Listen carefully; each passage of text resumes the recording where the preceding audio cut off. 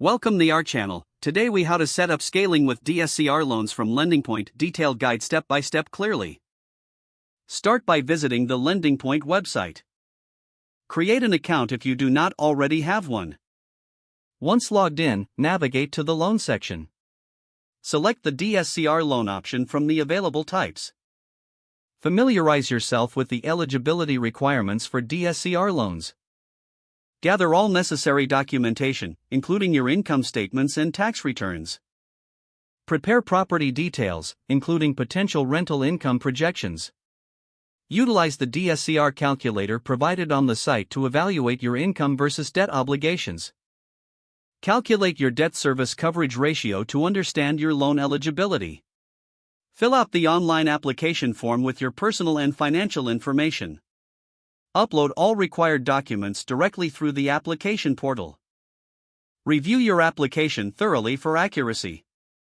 Submit your application and keep an eye on the confirmation message. Monitor your email for updates regarding your loan status. Once approved, carefully review the loan offer details.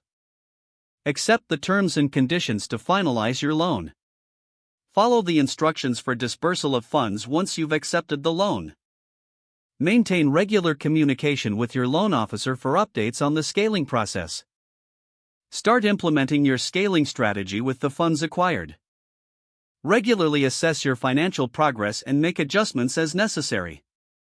If the page does not load, refresh the browser or try again in a private or incognito window. Make sure you are using the correct email address, then retype it carefully to avoid small typos. If your password is not accepted, use the reset option and create a new strong password you can remember. Check your spam folder for verification or security emails, then complete any requested confirmation steps. Enable two-factor authentication if available to improve account security and reduce unauthorized access risk. After signing in, review your profile details so your contact information and settings are accurate and current.